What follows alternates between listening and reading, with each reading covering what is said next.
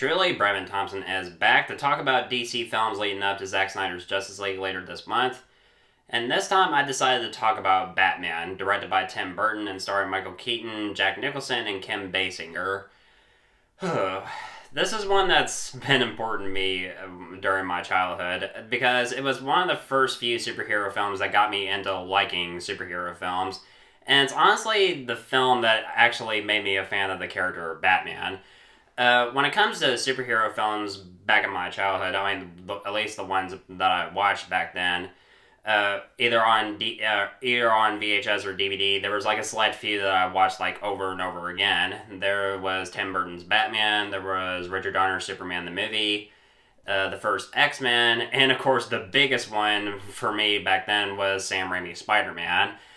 And when it comes to those four alone, they were really important to me during my childhood.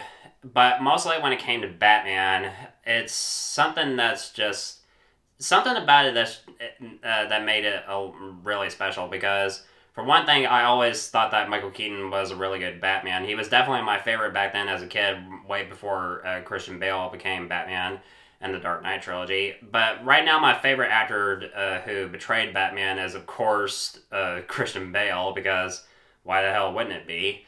And when it came to Jack Nicholson as the Joker, I mean, I'm pretty sure back then in the 80s, I mean, nobody could really pull off a performance like that. But, of course, Jack Nicholson was, like, the number one choice to play the Joker. And what he does, he absolutely, like, he honestly steals the movie a whole lot more than Michael Keaton did as Batman. Because when it comes to Jack Nicholson as the Joker, he's obviously one of the... He's honestly, like, he's one of the top three actors who can really nail playing the Joker. I mean, the other two, in my opinion, are mostly Heath Ledger as well as Joaquin Phoenix. I mean, that's my opinion. I just want to be honest with you guys. So how the film opens, it opens up with Bruce Wayne already starting out his career as Batman. I mean, he's just Batman from the get-go. We don't really see his origin story. I mean, we get like a brief flashback to the murder of his parents near the end of the second act. But this does the opposite thing that Batman Begins does. Because in this film, we see that he's already been Batman for a while.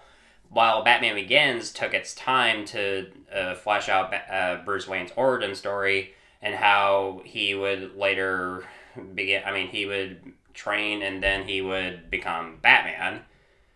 So, I'm pretty sure this is a complaint that a lot of people have had about this movie over the years, and I can understand that, but still, I mean, this opening scene with Batman's stopping these two crooks, I mean, it's pretty entertaining and it's scored really well. And plus, I always loved this amazing moment.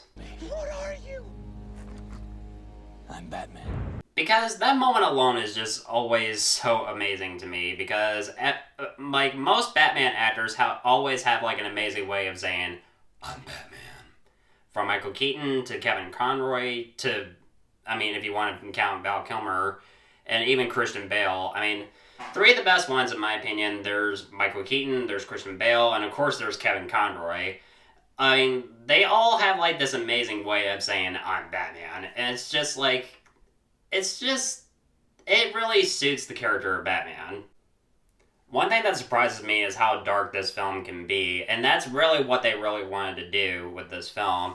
And they weren't afraid to go for it, and that's one of the few reasons why this film was in development hell for a decade. I mean, they were developing it since at least 1979, as far as I can tell. And a lot of film studios weren't really interested in doing a darker interpretation of Batman. And it was right around the time when Batman was starting to regain more of his darker roots in the comics, because of the campy style of the 60s TV show as well as the comics. And it wasn't really until the graphic novel The Dark Knight Returns, which is one of my favorite Batman stories ever, then people really started to show interest, especially when it came to Batman the Killing Joke, which is another favorite of mine. And speaking of those graphic novels, I have them here. Yes, I had to have them for this video. So the film's version of Joker is very similar to that in the comics. I mean, he's got the look, he's got the weapons, I mean, he's got everything. I mean, my favorite moment with this version of Joker is when he shakes this guy's hand with his joy buzzer, and he's just... Oh, there'll be a hard time in the old town tonight. He even has the flower that squirts acid, and he even uses the Joker toxin. His overall goal, however, has always been a bit meh, in my opinion. Even though I do love Jack Nicholson's performance as the Joker. I mean, what he does in the film, I mean, he takes over the mob bosses in Gotham, and then he uses his toxin to mix it up with normal, everyday hygiene products and to poison Gotham. And he eventually falls in love with Vicky Vale, played by Kim Basinger, and he immediately falls in love with her. I mean, it's almost a bit stupid, and one thing that I never really truly understood, in my opinion. As for Kim Basinger in this film as Vicky Vale, she was a bit weak, in my opinion. I mean, for a large majority of the movie, I mean, she just spends a lot of the second act as well as the third act just screaming during the action sequences, and it's always been a bit annoying, in my opinion. I mean, she does what she can do. I mean, she's just there to be the love interest for Batman, as well as in some way try to help him. Trying to help being the key words. As for supporting characters in the film, I mean, we do get, like, some hints from characters from the comics. I mean, of course, we have Gordon, I mean, who's barely utilized in these films. And we have Harvey Dent before he becomes Two-Face. I mean, he doesn't become Two-Face in this film. And Billy D. Williams, I think he would have been a pretty good Two-Face. And it's a shame that he really didn't get to play Two-Face in live action. Although he would get a chance to voice Two-Face in the Lego Batman movie. And, of course, you have Alfred. And I've always liked Alfred in these films. And especially in the Schumacher movies. I mean, he was one of the bright spots of those films. So, yeah. Definitely a bit of a missed opportunity to flesh out more of these characters. But the movie doesn't really give us an opportunity to know more about the characters in this film. If I had talked about this film without even mentioning Danny Elfman's incredible music, I would have lost my mind. What he does for this film, it's one of my favorite scores that he's ever done over the years. I mean, sure, he has provided, like, a lot of great music, especially for superhero films. The two biggest ones are mostly for Batman as well as Spider-Man. And mostly when it comes to Danny Elfman's work on Batman, it's the type of music that provides a memorable theme tune for the character. And especially in the opening title sequence, it's just... I've always loved that theme tune since I was a kid, and why does that theme tune still give me goosebumps? I don't know, once you hear that music, it's the type of music that just sucks you in. It's just the one thing that lets you know right from the get-go you know that you're about to watch a Batman movie, and I was like, yes, I've always loved that feeling, and it's just like, thank you, Danny Elfman. You have provided a memorable theme tune for Batman, and I am satisfied, and I love it! This film also has possibly my favorite Batmobile ever used in film. I mean, I always loved the 80s Batmobile because I just love the way it's designed. Sure, say what you can about the Batmobile that was used in the 60s TV show, even the one used in the Dark Knight trilogy, the Tumbler, and even the one in the DCEU. They're all good looking in their own ways. Although, I will admit that the Tumbler does have, like, a tanky looking design. I mean, I can understand that going what direction Christopher Nolan was going with for the Dark Knight trilogy. The 60s car, I mean, it kind of like goes on with the style of the '60s TV show. I mean, it has like a retro design, so I even like the '60s Batmobile, but there's just something about the '80s Batmobile that's just it just looks so cool looking, and it's always been my favorite Batmobile. One thing that's highly controversial about the film for a lot of fans is making Joker the murderer of Bruce Wayne's parents. Tim Burton has stated that he wanted this in the film so he can create an emotional connection between Batman and the Joker. Uh, at Back then, I didn't really have like a huge issue with that, and I mean, I can understand Tim Burton's decision to go with that. But I mean, if you read the comics or at least seen Batman Begins, it was a crook named Joe Chill who murdered Bruce Wayne's parents, and this would, of course, lead to him eventually becoming Batman. So I can understand Tim Burton wanting to have the Joker be the murderer of Bruce Wayne's parents. It's just sometimes you just gotta respect the source material and just if you like follow like similar plot points to the comics and have it translated to film. I mean, Christopher Nolan did that perfectly, but I can understand what Tim Burton was trying to do, and I can try to respect him for that.